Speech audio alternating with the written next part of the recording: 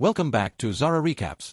Today I'm going to explain an action, adventure, fantasy movie from 2017, titled Cold Skin. Spoilers ahead. Watch out and take care. The year is 1914. Our unnamed protagonist, a young Briton, has been aboard a vessel for 67 days, journeying to a secluded island in the South Atlantic where he will serve as a meteorological observer for a year. On the final day of the journey, while having a cigarette by the railing, the captain asks him what he's fleeing from, because that's the first thing they asked him when he chose to go to the sea. But the Englishman doesn't respond. They arrive at the island, and the entire crew helps the Englishman carry his belongings to the cabin he'll be residing in. He notices there are no birds around, and the captain points out there is no weather official greeting them either. They enter the cabin, which appears as if it has been deserted a long time ago, and that makes the captain think it's not secure. He doesn't believe the Englishman should stay, but the man refuses. He is staying. Even if it isn't part of his duty, the captain assists the Englishman in exploring the area. On their way to a lighthouse they've spotted from a distance, they discover a fountain with a message engraved on the stones. Gruner owns this fountain. The captain sends his crew back to the vessel and proceeds with the Englishman alone. Shortly afterward, they reach the lighthouse, which is primitively fortified. When no one responds to their knocking and calling, they force the door open and ascend the stairs, where they find an elderly man sleeping. This is Gruner, who murmurs something about returning to the water before getting out of bed. When the captain inquires about the previous weather observer, Alder Vigeland,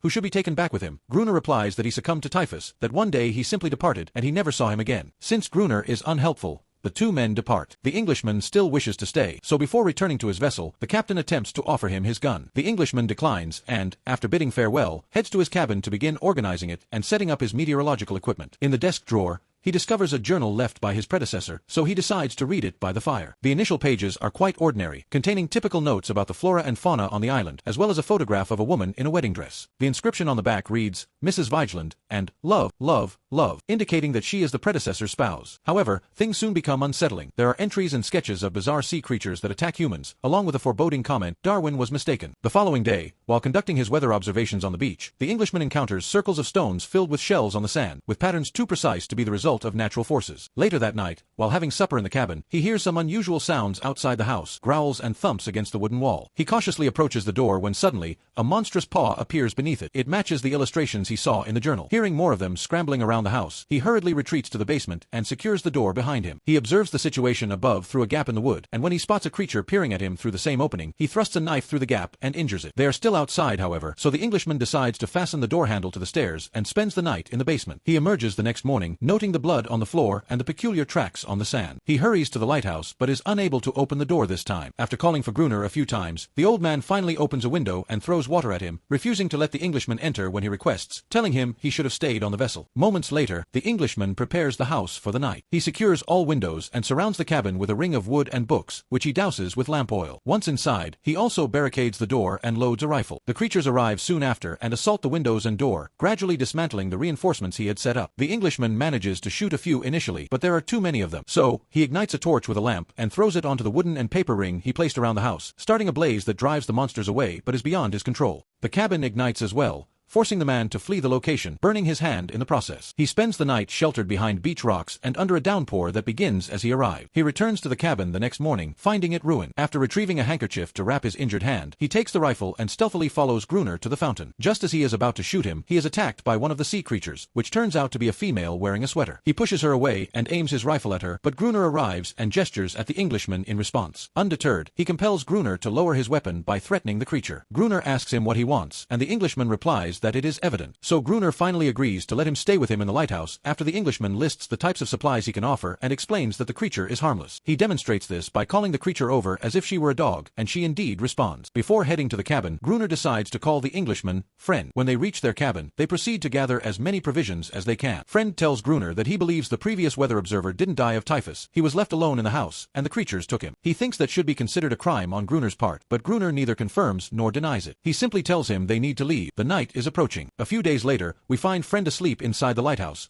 only to be roused by the creature licking his burned hand. Her saliva has healing properties. Gruner then enters the lighthouse and informs him that he's been asleep for about 2 days, and Friend even wet his pants. They go upstairs, and while counting the available ammunition, they discuss the creature. Gruner can't truly converse with her, only command her. She's like a dog that will always return to her master regardless of how harsh he is. Friend is fascinated by her and observes her while discussing the theory of isolated sea creatures that evolved uniquely to survive. Gruner dislikes this discourse, so he interrupts to take Friend to the balcony and explains that the creatures despise light, whether it's artificial or natural. Friend asks why he didn't leave with the boat that arrived 4 days ago, and Gruner responds that if civilization is so wonderful, why did Friend leave it? He prefers it here, where he controls his own fate. Friend replies that Gruner can stay if he wishes, but he will signal the first boat that passes by. Gruner finds this notion amusing because they're not on a commercial route. The lighthouse was only constructed to embezzle funds. Days go by as Friend attempts to restart his life for the second time. While exploring the lighthouse, he sets up a hammock for himself and discovers an old diving suit in a chest. He even begins marking the days on the wall and getting accustomed to interacting amicably with the creature. As night falls, Gruner instructs him to grab his rifle and leads him to the balcony, where torches have been lit and the lighthouse's lamp is glowing brightly. Fully armed, Gruner explains to Friend that the creatures are approaching and how to defend against them. It's crucial to shoot only when they get close,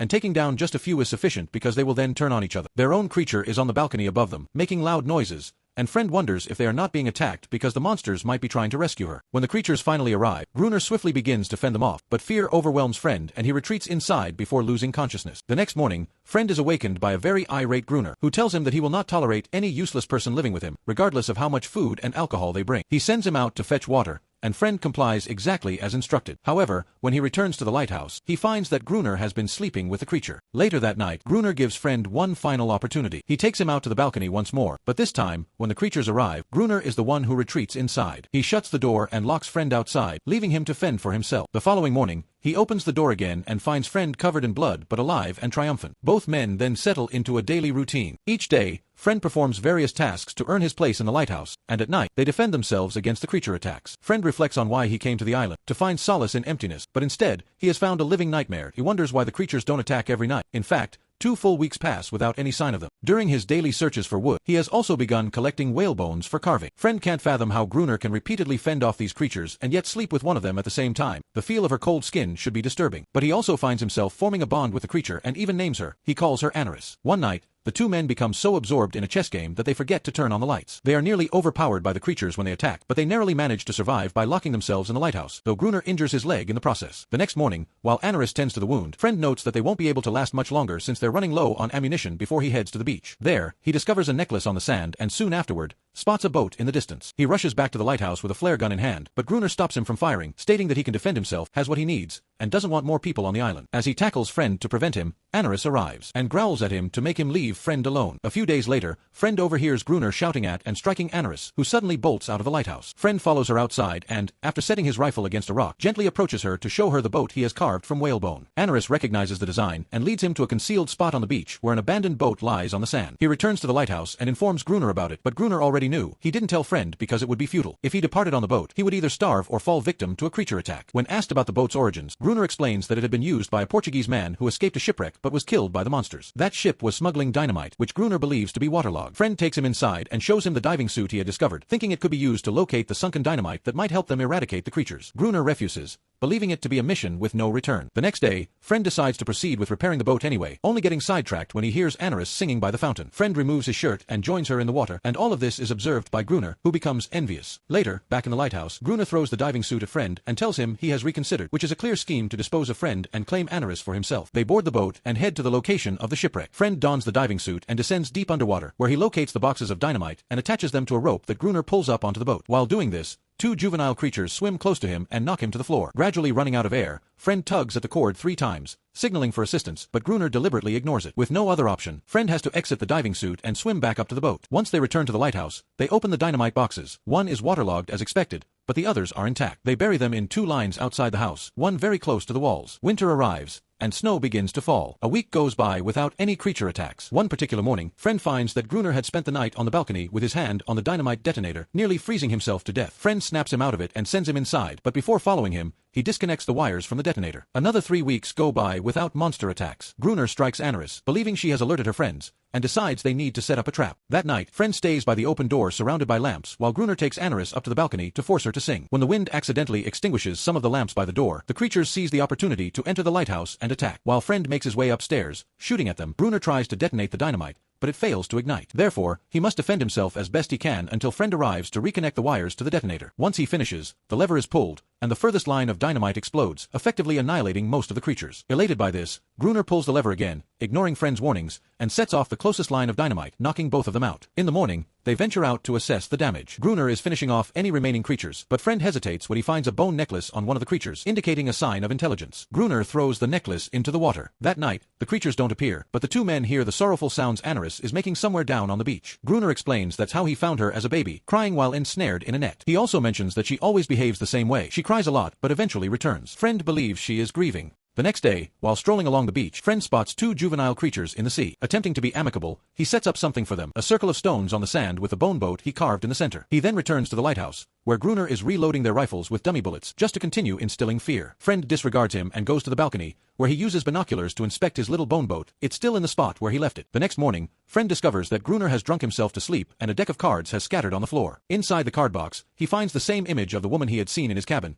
but here she is not alone. Her husband is with her. The words, love, love, love, are also written on the back of the picture. Friend then has a realization: Gruner is a false name, and the previous weatherman hadn't perished. Gruner is the former weatherman, driven insane by loss and isolation. Disturbed by this revelation, Friend decides to erase the day count he has been keeping on the wall. Later that day, while strolling along the beach, Friend discovers the circle of stones is empty. The creatures have taken the small bone boat. Noticing the young creature in the distance, Friend places the torch he's carrying in the stone circle before retreating with his hands raised, indicating that he means no harm. The young creature approaches him, and soon many others also appear, including Anaris, who seems much more self-assured. The child is about to hand the bone boat to Friend, but Gruner disrupts the touching moment with a shot from his rifle. Friend tells him to step back because they were mistaken. The creatures are actually amicable. Ignoring him, Gruner instructs Anaris to return to the house, but she doesn't comply. Gruner becomes very distressed when he realizes Anaris won't come back to him, and he rushes back to the lighthouse, muttering things like, "Nobody leaves Gruner, Gruner leaves." Friend tries to reconnect with the creatures, but the child falls when a shot from Gruner at the lighthouse balcony strikes him in the chest. All the creatures flee into the water, including Anaris, who only lingers for a brief moment to exchange a glance with Friend. Enraged, Friend goes back to the lighthouse and confronts Gruner for what he has done, but Gruner gains the advantage. As he is about to strike him with an axe, Friend uses his real name and tells him,